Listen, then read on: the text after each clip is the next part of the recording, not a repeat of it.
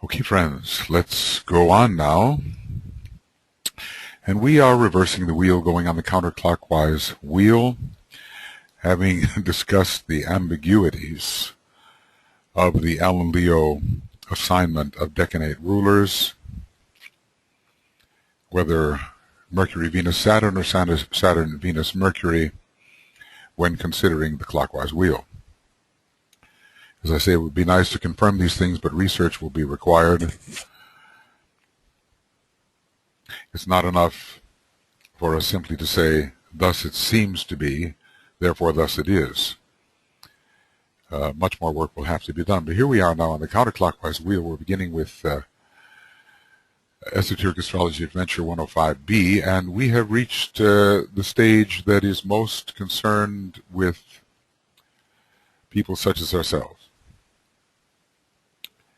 And this is, I call this the aspirational, higher personal integrating phase. I mean, it can begin with personality integration, which is not especially spiritual, but that always leads to a kind of dissatisfaction, which leads to loss and discontinuance of a way that does not work. The higher of the pairs of opposites calls, and the individual begins to aspire toward contact with that higher pair of opposites. This is the stage of aspiration, and by the time this stage is over, the person is already on the probationary path and ready for real discipleship. And now this, let us say that there are still some higher aspects of Mercury which continue, because we're looking at the three esoteric rulers. The three rulers, one of which is esoteric. So the Mercury rulership lasts a long time, and there are higher phases of it, and it is subsumed within the impending Venus rulership, which is not really totally in effect until the person really becomes a disciple, although on the path of aspiration it can be felt growing. So this is under the growing, under a growing, I always get new ideas here, Venus rulership. Under a growing Venus rulership, as Venus is the esoteric ruler. And some higher aspects of Mercury involving the possibility of communication between the soul and personality, and a reaching out receptively with that little hat on Mercury, that lunar hat that's on the Mercury glyph, you know. That has to do with receptivity and consciousness.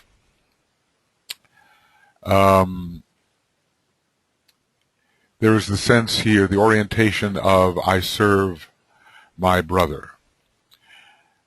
Jupiter is coming into the act. Jupiter is so important in Gemini from the second ray perspective, and it's giving that sense of fellowship. I serve my brother due to the general esoteric rulership of Venus, because Venus involves the filial relationship between the higher and lower self, and really starts to draw them together. It's not enough that we simply recognize they are two distinct things via Mercury, but the magnetic drawing together of the brothers is so essential. At first, as I say, we'll have the integration of the personality based on intelligence and knowledge, and then aspiration towards the higher of the pairs of opposites and towards unity in relationship. So I'll put that in, aspiration towards higher of the pairs of opposites and towards unity in relationships. Soul influence is beginning to enter relationships. It's certainly not stabilized yet, because this is still the phase of aspiration. See, basically what I've done is I've taken 6 phases of human development: Lemurian physical, Atlantean emotional, Aryan mental, higher Aryan mental aspirational, and of course within the Aryan race, which is a race of consciousness and not a race of forms, we can develop our discipleship potentials and start moving towards developments which would occur in the sixth root race, and later in the fourth round in the sixth root race. And then the discipleship phase, and then finally the initiatic monadic phase, towards which we all look ahead.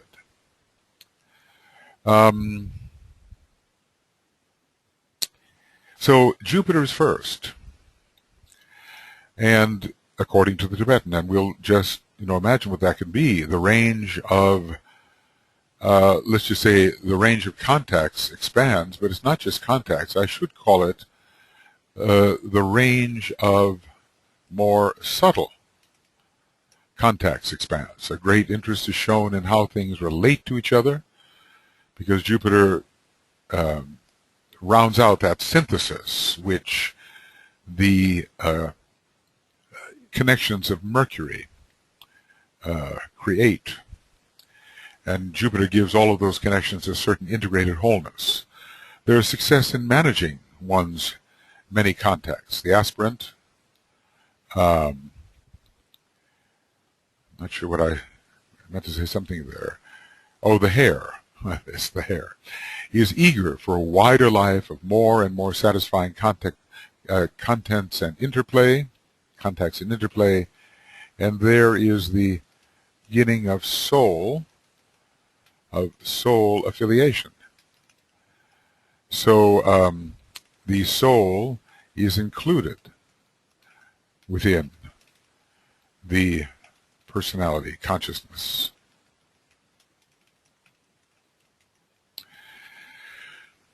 And altogether, a more satisfying spiritual life is envisioned.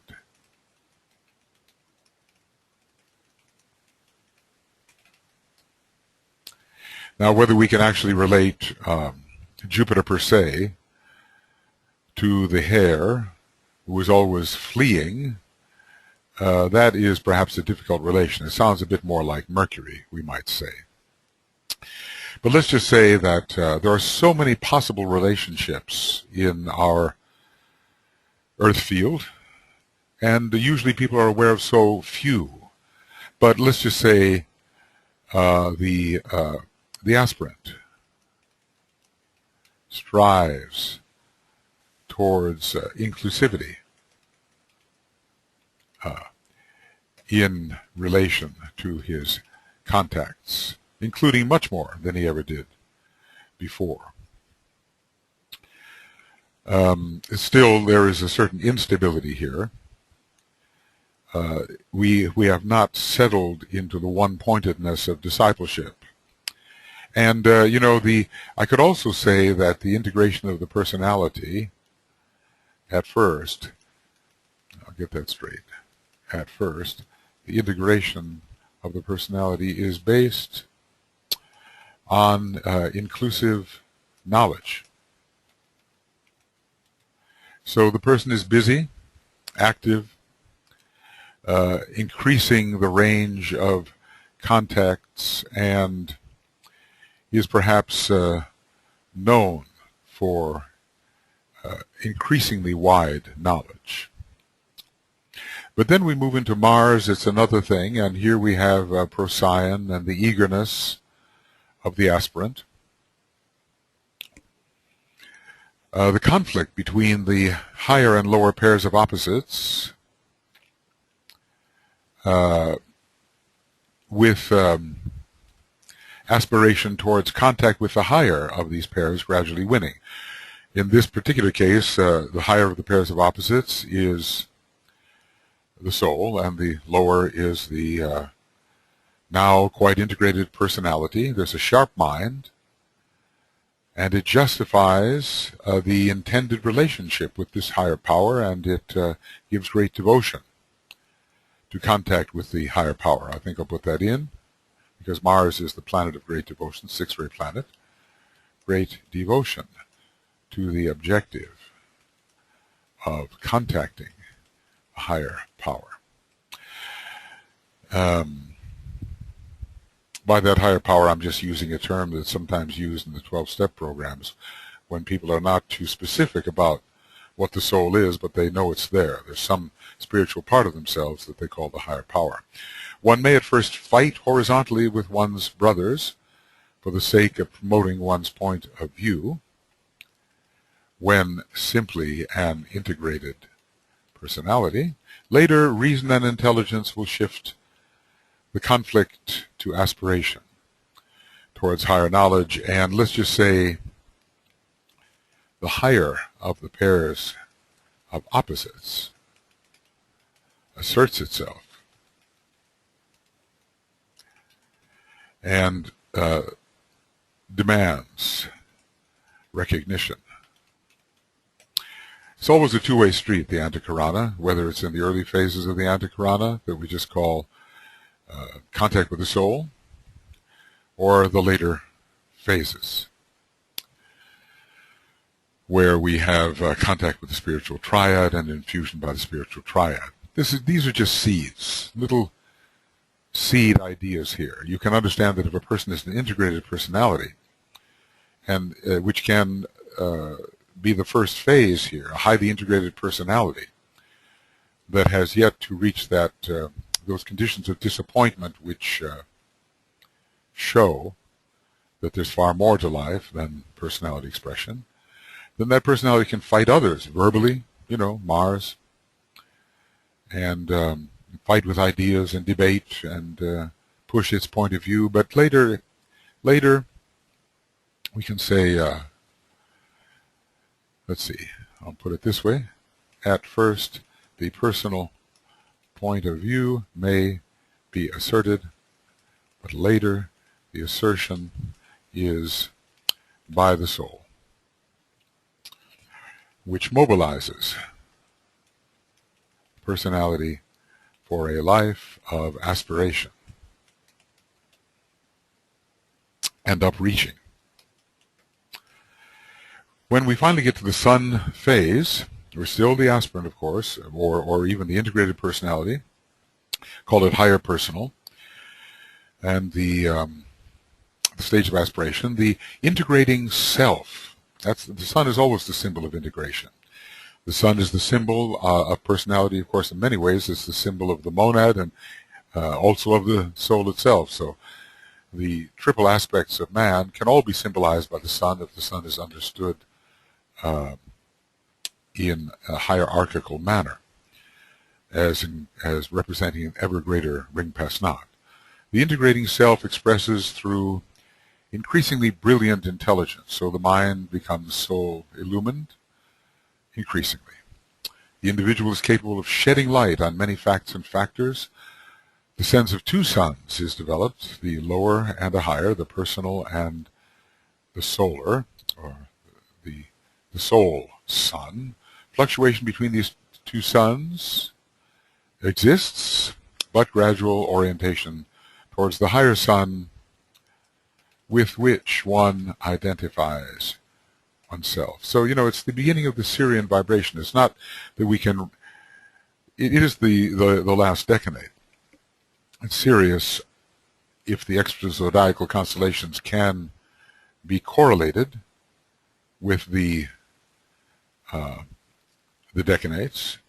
Sirius is correlated with the last one, and the whole aspiration towards betterment and towards the possibility of initiation and elevation occurs, and that we know is stimulated very much by the initiatory regime on Sirius, by the Great White Lodge on Sirius, sometimes called the Blue Lodge.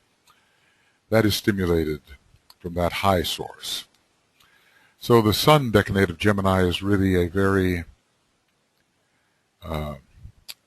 full field of opportunity for the expression of the soul. Quite different from what Alan Leo would see, right? He would see Saturn there. But in fact, Saturn would not, Saturn is a lord of karma. And Saturn, and since the law of karma as we experience it emanates from Sirius, I guess we could correlate a Saturn rulership with the last decanate. but it's certainly very different from the Sun, because the Sun represents the center, and Saturn the traditional outer boundary. Now, there are trans-Saturnian planets we have discovered, of course, but in traditional astrology, at least, Saturn is the outer rim. So a great opposition occurs there. And when I was thinking about that opposition in Gemini, where Saturn engineers the reversal of the wheel, it's as if Saturn, with his sense of duty, its sense of responsibility and responsiveness to the dictates of the divine plan, opposes the Ahamkara principle represented by the Sun, and says, okay, you've been going in a personal way, in a clockwise manner, but now let us travel in a counterclockwise manner, opposing the Ahamkara and the personality, so that a higher sun may take its place. It's almost like we could envision Sun, Saturn, Sun, the higher sun, Saturn, the lower sun, and so forth. Well, these matters go deep, and these are just seed ideas. Of course, you know, in the early days, when you're simply an integrated personality, the selfish integrated personality can demonstrate through knowledge. The know-it-all, know-it-all who wants to be recognized for what he knows. But later, there is an increasingly brilliant intelligence, and maybe the Ahamkara is in the process of reducing. So during the stage of aspiration, the Ahamkara is in process of reduction.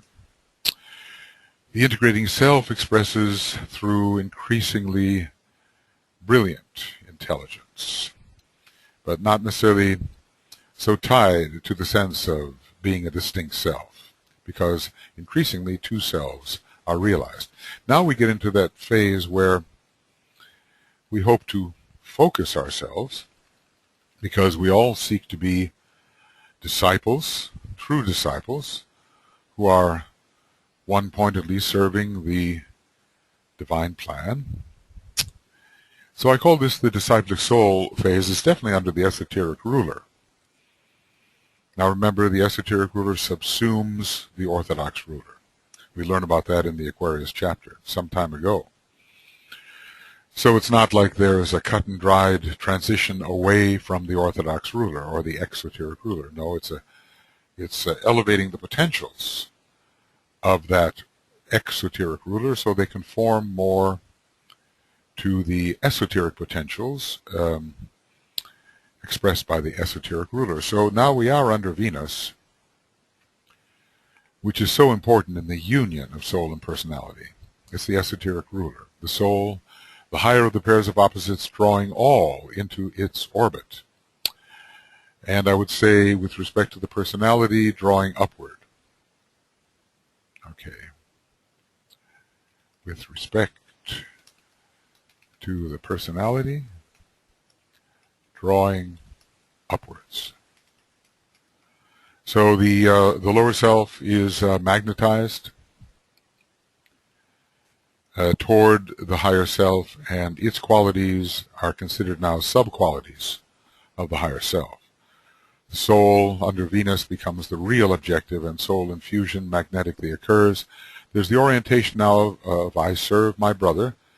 Under the aspirational phase, there was an increasing orientation towards I serve my brother, but the true brotherhood was not established. Maybe in discipleship it can be, and certainly by the time we are initiates and really part of the hierarchy, it is firmly established in a manner that we cannot fully understand right now. And during this indrawing, a struggle ensues. Okay. finding the cursor, ensues between the pairs of opposites, with Pollux winning, and the soul prevails. So this is a period of infusion of the lower of the pair by the higher, and a drawing of the lower into the higher magnetically through the power of Venus. And we have very much here a soul illumined mind, because Venus is one of the great illuminators, like Sirius, on a lower scale, of course, and Gemini, a mental sign. So the opportunity to transcend the normally darkened, concrete, illusion-prone mind is here. A great clarification of mind occurs in a general sense. So for the disciple, from 0 to 10 degrees, it's Jupiter. And at first, the integration of the personality is based on inclusive knowledge. So, Jupiter knows many things. Jupiter gathers many things into the field of knowledge. Many items of knowledge are gathered. And there's the sense of having a quite full mental grasp of life. But then the range of more subtle contacts will expand. Oh, wait a second. Oh, where am I? I'm so sorry. A fuller mental grasp of life. Now, I needed to be down here. So, excuse me. It was sounding fairly familiar. So there's the growing fusion here under Jupiter of the higher and lower selves, because Jupiter is the force that brings all things together, and Jupiter is connected via Sagittarius with the abstract mind, and with the larger perspective, and with philosophy, which uses the abstract mind.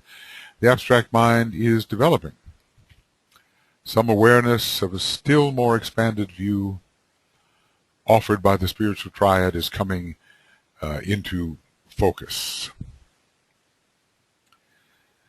The Ray 2 potentials are emerging.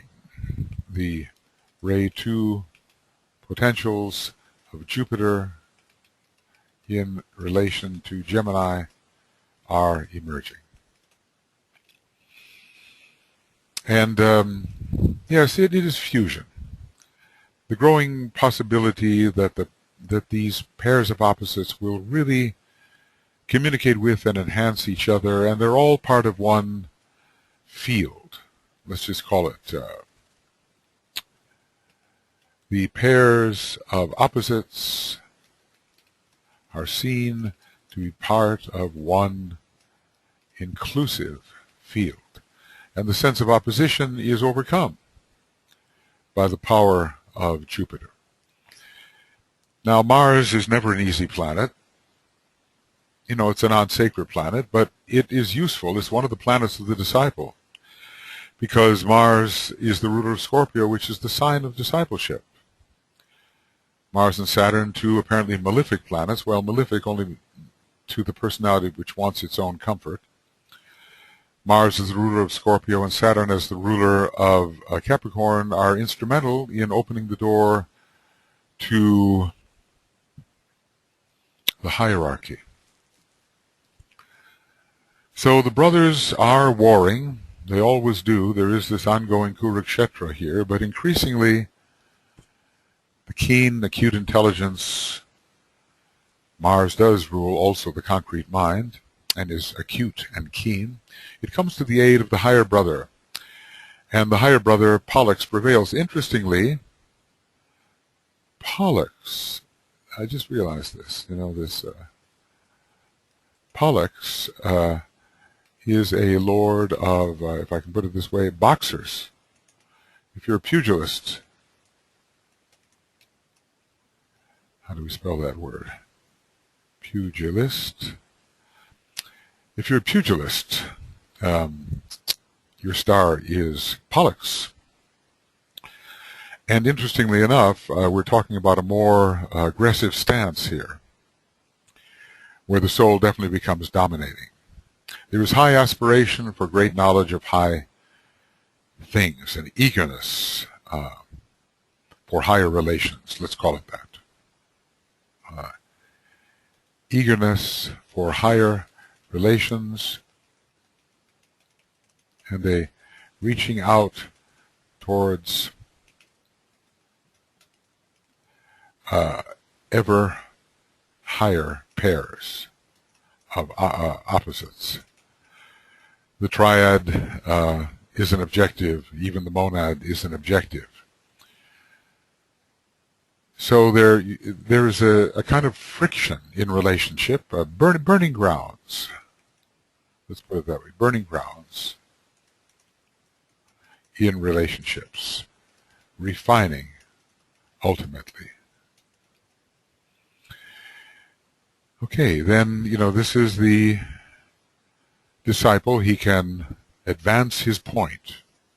He speaks as if from the higher of the pairs of opposites and thinks from the soul and asserts those points, asserts them in the lower worlds. They may cause friction in their assertion. The disciple is sometimes an enunciating factor, bringing forward ideas, truths, the sense of relationships, which others don't see, and this appearance of the promoted relationships causes friction.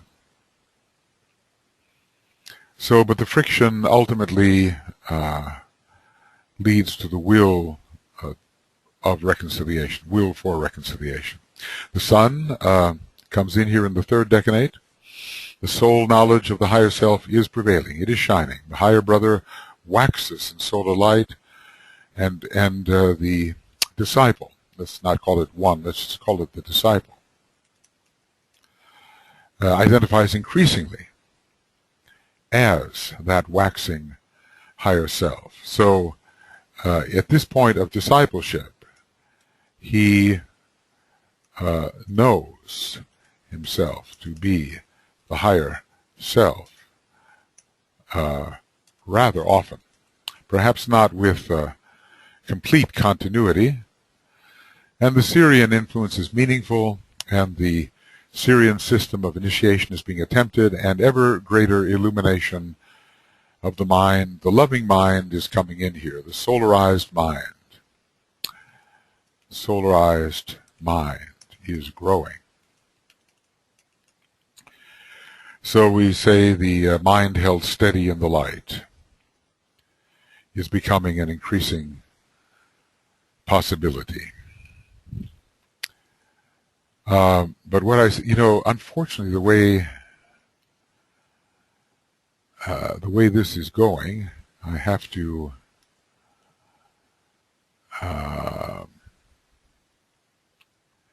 bring this down, because the document always wants to jump up here. So let's see what we have here. Right. Sorry for the delay. The document's not quite responding the way I'd like it to. With which one? The solarized mind is growing. Not only the solarized mind, and solarized self. Okay. So that is a solar phase for the disciple, Jupiter, Mars, and the Sun. And, interesting that, this is interesting, both in Gemini and in Sagittarius, these opposite signs. The middle decanate is one of struggle. The middle decanate has a Martian rulership in both cases for the disciple, or for the one on the counterclockwise wheel. So there's great ardor and devotion in Sagittarius, and here the struggle between the brothers, with the higher brother prevailing and asserting his points, his thoughts in the world. so as to help change the pattern of thought, fighting against illusion, the settled illusions of the world, disturbing them, disturbing the settled thoughts and illusions of the world. We can find that in the second decanate.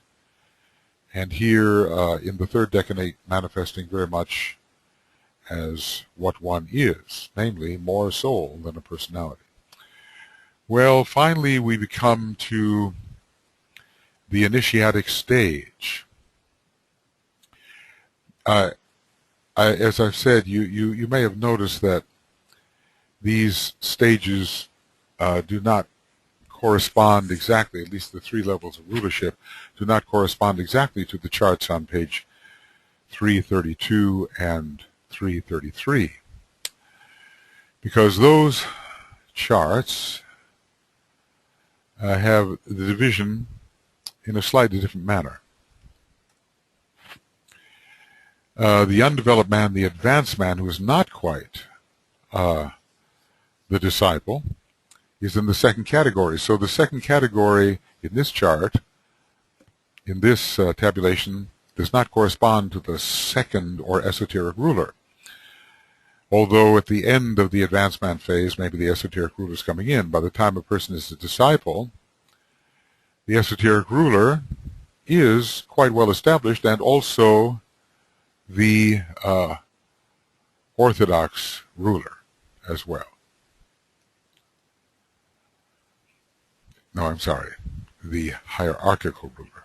I was distracted there by something that appeared in the lower right-hand corner. You know, when you're doing these spontaneous things, unfortunately, little distractions do occur. So for the undeveloped man, we can certainly have the ordinary orthodox ruler. For the advanced man, the orthodox ruler continues on a higher turn of the spiral, and a little bit of the esoteric ruler comes in. For the disciple initiate, the esoteric ruler and the hierarchical ruler are both effective. So we certainly have two planets effective in this last column, which in the case of Gemini, when it talks about right relations and I serve the one, would be both Venus and the Earth.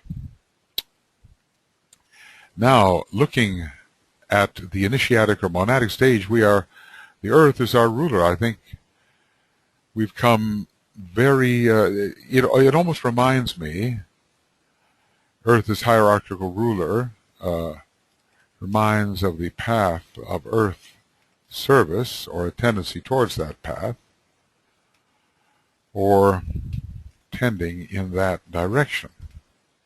So everything that has been achieved by these very sacred planets, Mercury and Venus, is brought right to the Earth, and the full field of expression is there.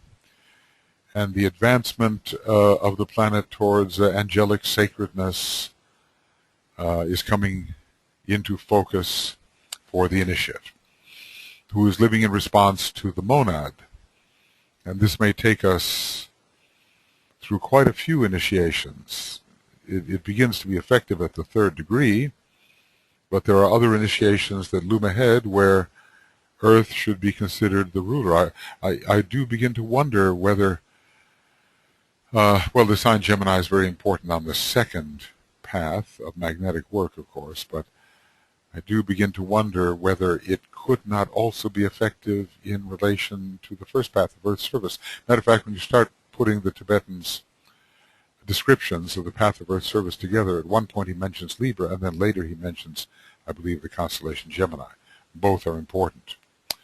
When you think about Earth service, it is the necessity to transform the third-ray tendencies into second-ray tendencies. Last solar system tendencies into present solar system tendencies. And Libra brings in the third ray and Gemini the second, but they both have resonances in a reversed manner as well. So the soul influence of Venus continues. With the soul influence of Venus, I would say, continuing.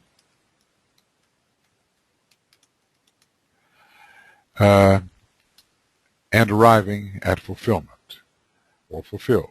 And we have right relation, and I serve the one. Interestingly, on this planet, Earth, with its first ray monad, eventually we should be in a position using that type of energy where we can appreciate the meaning of isolated unity, in which all form, all the plethora of forms, the many, many forms here on earth can all be seen as aspects of the one infinite being. So this is the initiate moves, or the initiate assists. The initiate assists in the gradual sacralization of the earth, the gradual making sacred of the earth.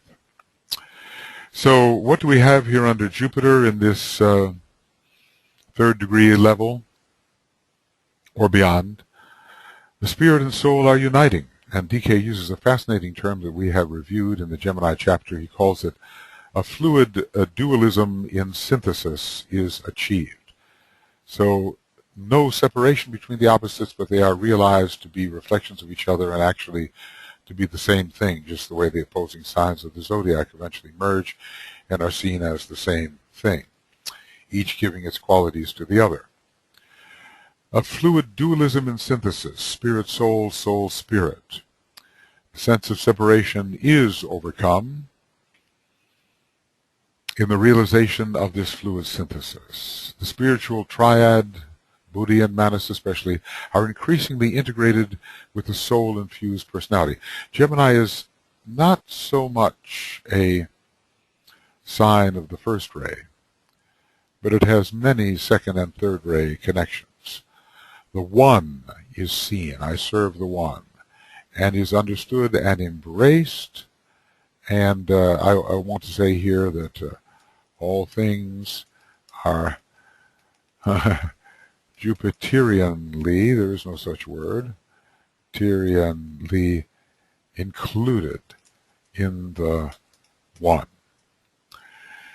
So there's a very full sense of the whole and all the relations within the whole, and it kind of reminds you of the detailed unity of the second ray. It's not exactly meticulous entirety. I think we should leave that more to the influence of Virgo and the second ray and Jupiter. But there's the sense of inseparably unified relationships within the whole. Maybe I can write that down so I don't forget it. Inseparably unified relationships within the whole. Jupiter is a very wonderful planet, really, and although usually considered weak in Gemini, for the highly developed Gemini, it really promotes intuition, love, and wholeness. And there is no intuition without the sense of wholeness, really. Intuition, love, and wholeness promoted. Maybe we'd have to change the symbol there. What can the hare become? Is the hare now not running away, but using all of its speed to negotiate, to travel the many, many paths which are all seen to be one interconnected network? Perhaps there are other extra zodiacal constellations or other meanings for that one when it deals with a high individual. Now for Mars, well,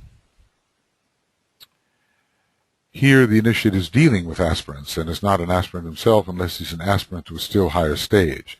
The power to inspire aspiration in others through thought and speech. We're not just fighting with them now. Maybe we fought with them more under the aspirational phase, where trying to advance your point of view causes friction. As a matter of fact, I'd like to put that here in the sake of promoting one's point of view, and later I'll just say advancing one's point of view causes friction. I'm back up here. One may first fight horizontally for the sake of promoting one's point of view, a frictional activity. related to fire by friction. Right, but later, when out of the aspirational phase, out of the discipleship phase, one really can encourage the appearance of courage through higher thought. Okay, higher thought wakens others to courage.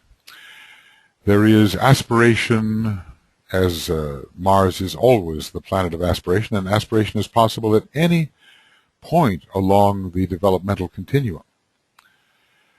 There is something towards which great souls are also aspiring. Master Morya, a Chohan, ends so many of his little paragraphs there by saying, strive fierily. Strive fierily. So, aspiration towards union with the highest of the pairs of opposites, which is the spirit monad. We become reoriented towards the monad. And the soul, per se, we are now soul infused, is no longer our objective. So there is a connection between Mars and the monadic plane via the sixth ray, because the monadic plane is the sixth plane, from below upward. And, the courage to make that quest to go forth into the 5 lower worlds and to return, it does require a kind of Martian initiative to take the plunge and go down into incarnation and to fight your way through all of the elemental forces. Mars is very strong. So one is here the salmon swimming upstream, The forcefulness is involved. Of the higher of the pairs of opposites, the monad can be very forceful. And we can say here, fighting one's way back to the spirit, because Gemini is not just soul and personality, it is spirit and soul. DK tells us, and we've been discussing it, that fluid synthesis is involved, dualism and synthesis, fluid synthesis. We have to be able to fight our way from one pole to another on occasion, and have the courage to repolarize ourselves within the higher. Now, in this case, the higher is not the soul, because the individual is the soul-infused personality. It is the spirit itself, fighting one's way towards pure being so that one can assert the will to be on the monadic level. Now the sun, it's kind of the climax of it all in the 20 to 30 decanate, which is correlated in some theories with Sirius. The initiate realizes himself as the one self, regardless of all apparent diversity. That's the thing, because Gemini presents such diversity that it is easy to be preoccupied with it, to become preoccupied and forget the unity which is behind it all, get so caught up in variety that one fails to isolate the unity. Look out into this content of consciousness of the planetary logos, and there's so many distractions, and we know Gemini people are prone to distractions. But at this point in the Sirian and solar aspect of this last decanate, despite all the potential distractions, one stays within that higher self and has isolated the unity. The spiritual triad dominates, and then the highest of the pairs of opposites, the monad, dominates, and both communicate with the initiate in the lower worlds. And the initiate in the lower worlds knows he is the one, even though he appears to be the two or the three. So I serve the one is there, and right relation is the keynote of the general period we're in here, meaning right archetypal relation. So the archetypes are revealed, and in the world of archetypes, all of these standing waves, all of these preserved ideas are always in correct and mutually supplementing relationship with others, other such ideas. So there really is a coming home to the higher self and including all variety within it, or to the highest self, a coming home to the one and including in it all possible variety.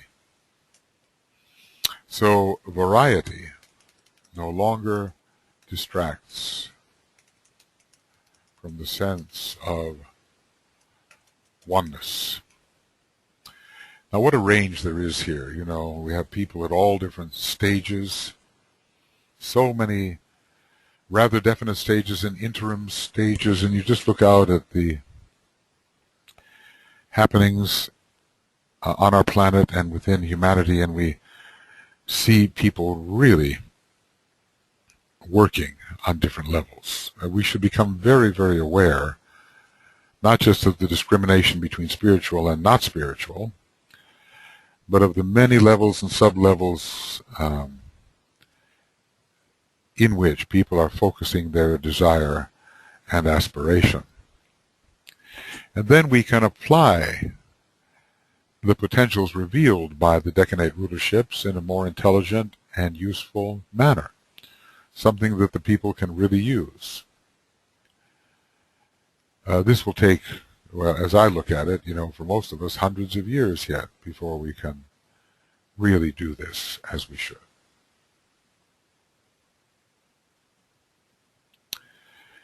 But we have to start somewhere, and we should learn the rulers, and when there is some degree of uncertainty or vagueness, the other possibilities, the other possible rulers, and what each might contribute, and what each might contribute to the 6 different levels of human evolution as I've isolated them here. There are probably, you know, intermediate levels as well, but I think that pretty much we can go with the physically polarized, mentally polarized, astrally polarized, mentally polarized, personally polarized, aspirational eventually, soul polarized, and spirit polarized individuals, as we find in the left column.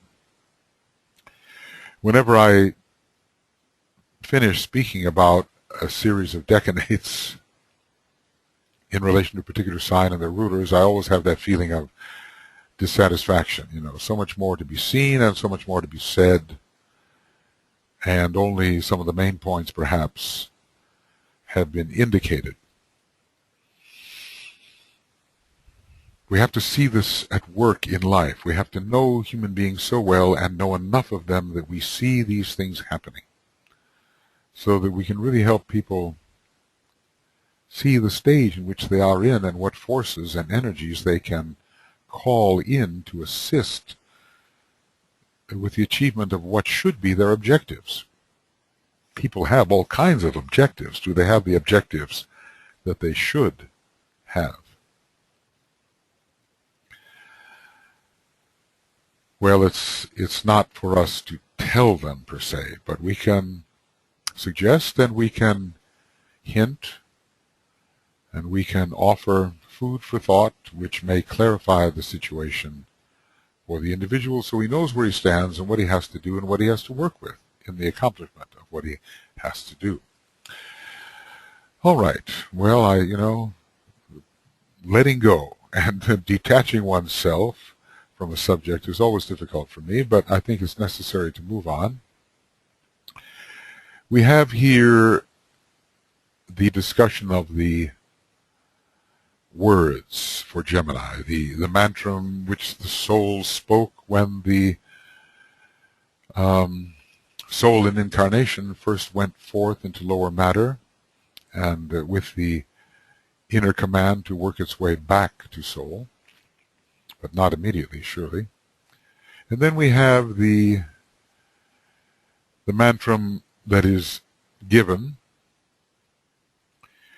to facilitate soul union and perhaps beyond.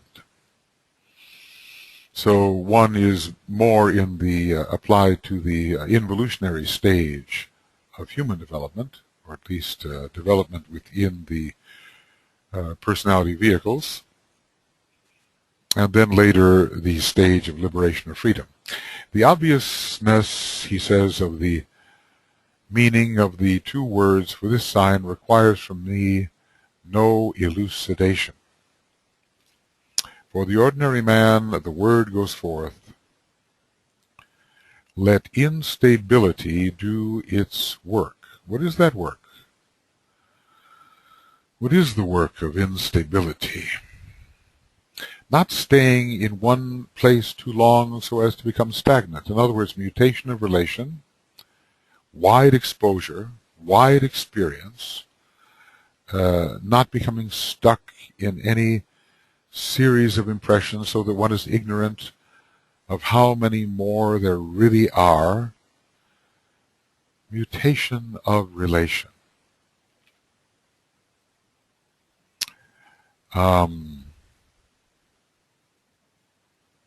And thereby touching on the many parts of the one whole which later have to be seen in coordination and as a unity. You know how we can get into a rut and we just experience the same things over and over again until we are very limited by that type of experience and we are ignorant of the many other things going on, and Gemini works against that kind of rutted ignorance. Let instability do its work of wide exposure. And eventually, intelligent response to that to which one is exposed, but not at first, just exposure. But for the disciple, the word is uttered by the soul later, when the individual is identified as a soul. I recognize my other self, the self I thought I was for so long, but have now disidentified with. I recognize my other self, and in the waning of that self, I grow and glow. A new stage of identification. It's a bit like the sun in the third decanate. I am the luminous higher self. What I thought I was is waning in terms of its own elemental light, but is opening up to the possibility of being irradiated by gradually infusing soul light, and so will shine not with its own light, but with the light of the soul. So it's a disidentification here. It's an objectivity. It's a feeling of growth as a soul.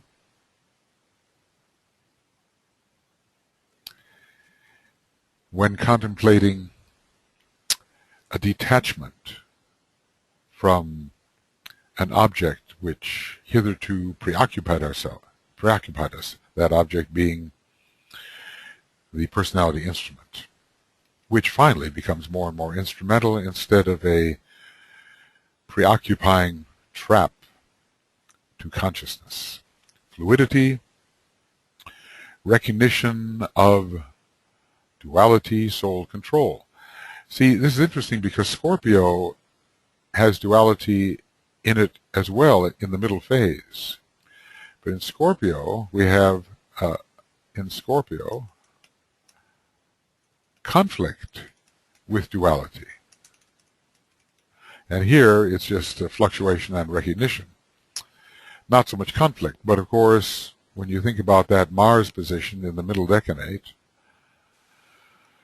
well, then there can be conflict. These are the keynotes of this sign. Fluidity, recognition of duality, and soul control. The law of magnetic impulse, the fourth law. The law by which, not the magnetic impulse, but it's the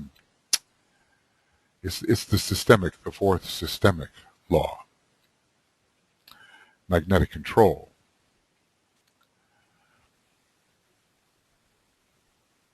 And yes, that is what it's called here, the 7 laws.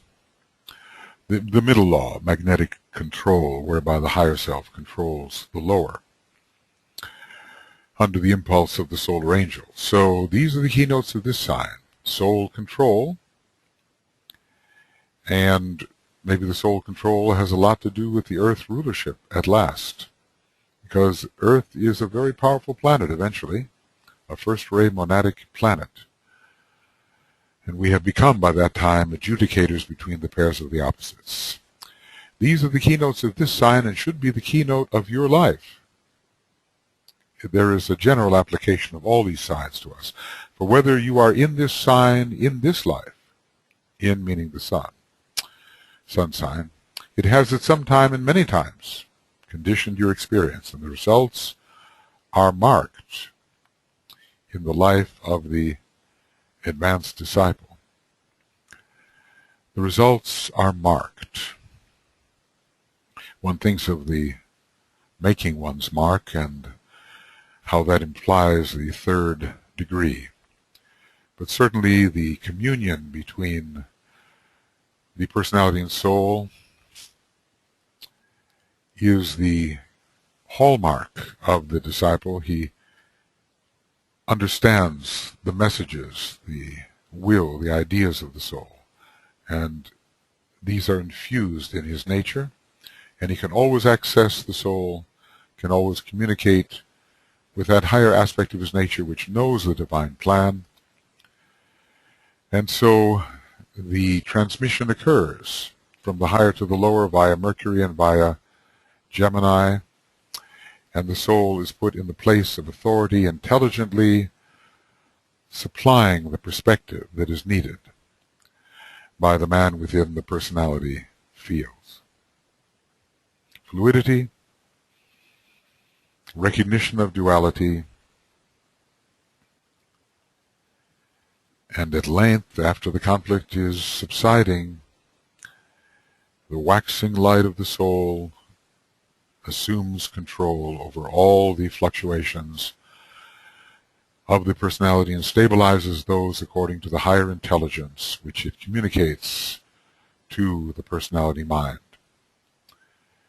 And then the instrument truly reflects the intention of the intelligent and loving soul.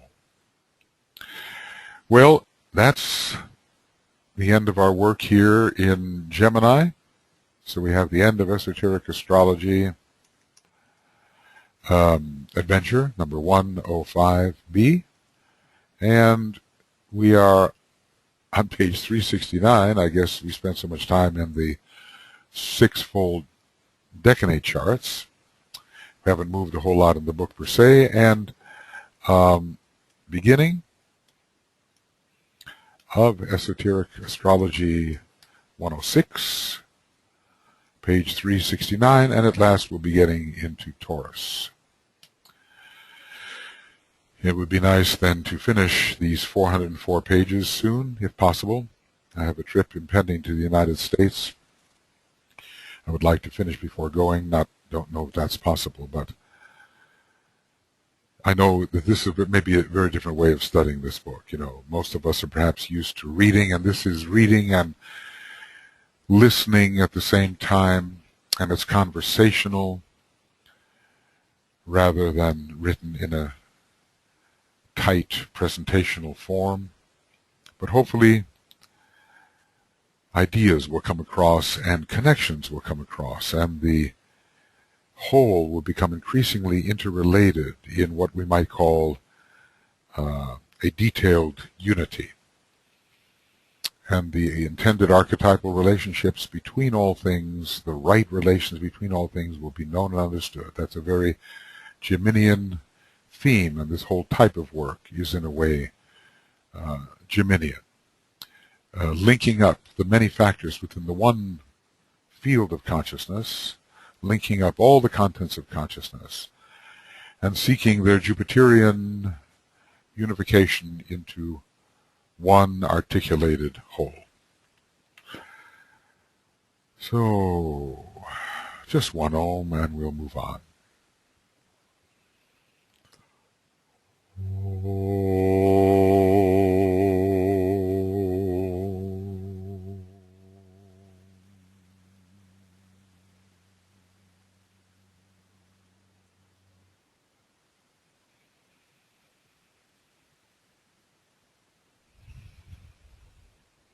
Okay, friends. Keep studying, keep assimilating, and one day we will all understand, as Master DK and the great astrologers in the hierarchical department of astrology understand. One day.